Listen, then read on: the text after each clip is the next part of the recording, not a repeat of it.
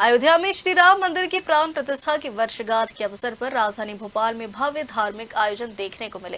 हुजूर विधानसभा क्षेत्र के विधायक रामेश्वर शर्मा के युवा सदन कार्यालय परिसर में निर्मित श्री राम मंदिर की भव्य प्रतिकृति का मुख्यमंत्री ने शुभारंभ किया।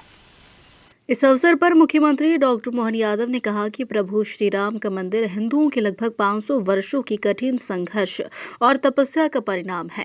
उन्होंने कहा, प्रधानमंत्री नरेंद्र मोदी के नेतृत्व में अयोध्या में श्री राम मंदिर का निर्माण पूर्ण होना पूरे देश के लिए गौरव और गर्व का विषय है। इसके साथ ही मुख्यमंत्री ने श्री राम मंदिर को भारत की सांस्कृतिक और आध्यात्मिक चेतना का प्रतीक बताते हुए कहा कि यह मंदिर केवल आस्था का केंद्र नहीं बल्कि देश की एकता, संस्कार और सनातन परंपरा का भी प्रतीक है।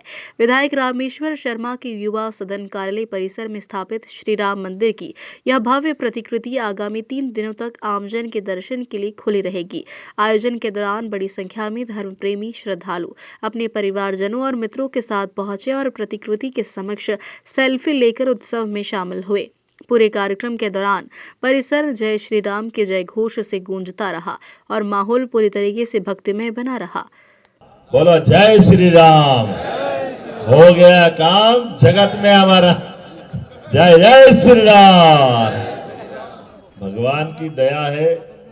500 साल पहले के हमारे मध्य प्रदेश के राजा विक्रमादित्य द्वारा 2000 साल पहले बनाया हुआ 84 काले कसौटी का अद्भुत दिव्य भव्य मंदिर जो हमारे देश पे आक्रमणकर्ताओं ने बाकी नुकसान किया, ऐसे में उन्होंने तत्कालीन अयोध्या के मंदिर को भी विक्रमादित्य के मंदिर को ध्वस्त किया था।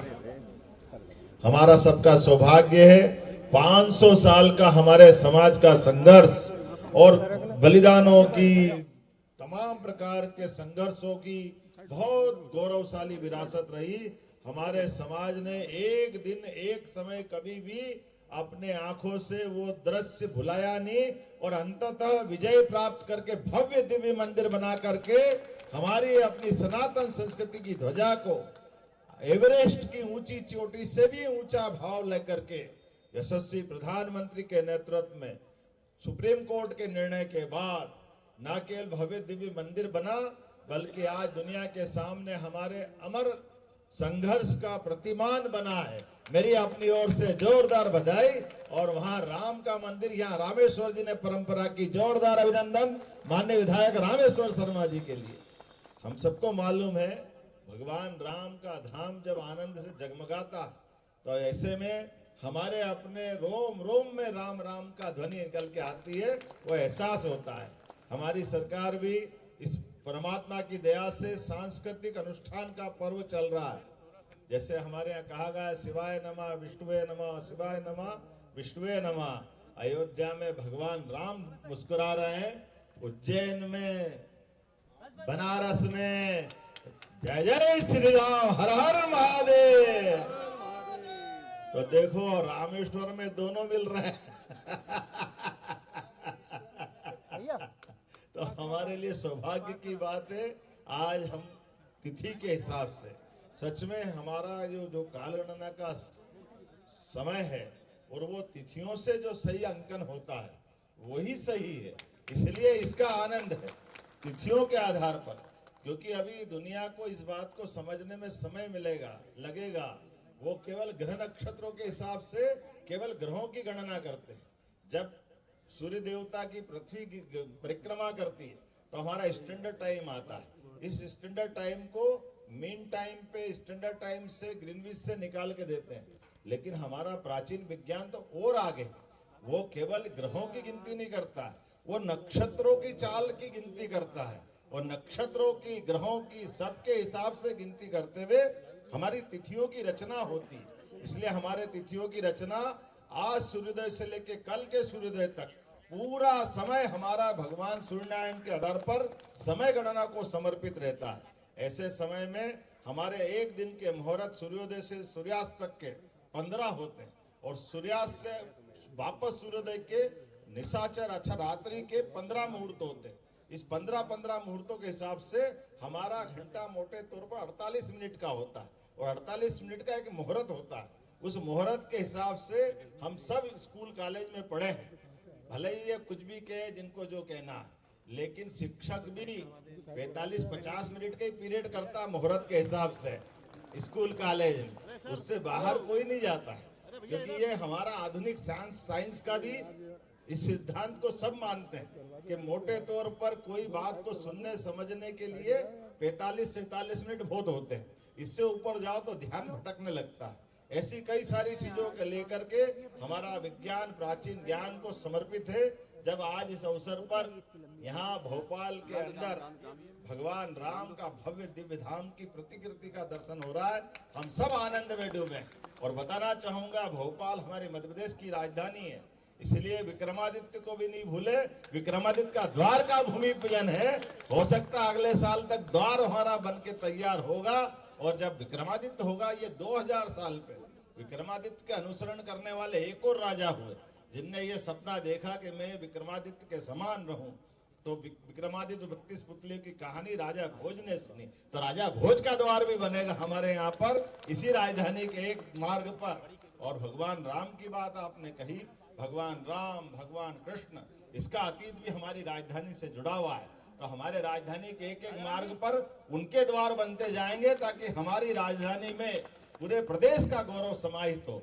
इसलिए कई सारे काम हमारी सरकार कर रही है, उसमें से श्री राम वनगमन पथ, चित्रकूट का धाम भव्य दिव्य बने, भगवान कृष्ण की जहां जहां लीलाएं हुई, सांदीपनी आश्रम सहित वो सब भव्य दिव्य बने, श्री कृष्ण पाथे बने, नगर नगर में गीता भवन बने और गीता जयंती धूमधाम से बने। ये हमारी सरकार उस पे काम कर रही है। कितना अच्छा लगा इस बार की गीता जयंती पे पुरुषोत्तम अध्याय 15वां गीता का पाठ इसी प्रदेश के अंदर 3 लाख से ज्यादा लोगों ने गीता पाठ करके वर्ल्ड रिकॉर्ड बनाया और इसी आधार पर 9 लाख से ज्यादा विद्यार्थी शामिल हुए।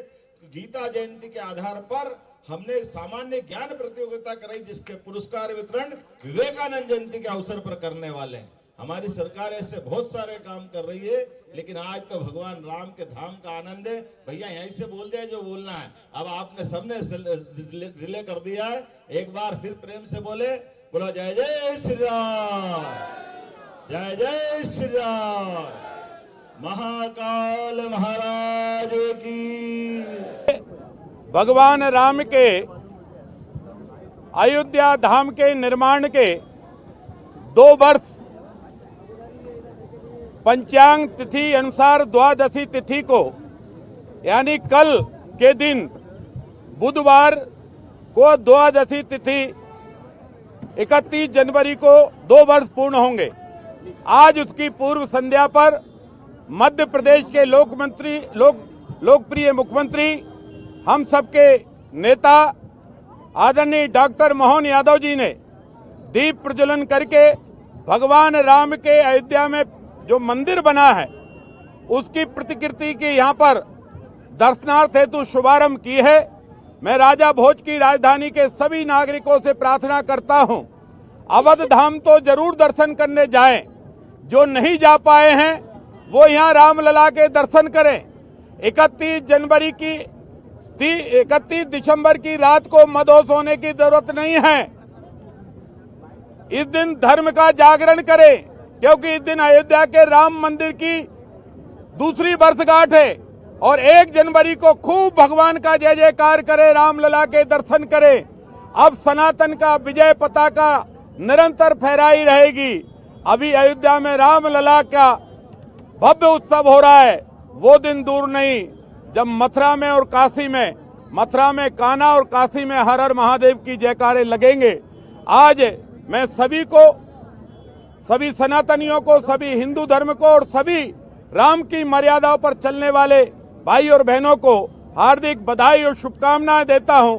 उन शहीदों को, उन कार सेवकों को नमन करता हूं जिनके बलिदानों के कारण अयोध्या में भव्य और दिव्य राम मंदिर बना है। और मोदी जी को करोड़ों हिंदुओं की तरफ से फिर से धन्यवाद और बधाई देता हूं कि उनके अथक प्रयास, परिश्रम और सनातन की विजय और गौरव गाथा को चिर स्थापित करने के लिए भव्य और दिव्य राम मंदिर बनाने में मोदी जी ने भरपूर सहयोग ही नहीं दिया, बल्कि परिश्रम की पराकाष्ठा की है। आज भव्य और दिव्य राम मंदिर पूरा विश्व अगर देख रहा है तो मोदी जी कि सरकार और सुप्रीम कोर्ट के भोपाल से उमेश यादव की रिपोर्ट।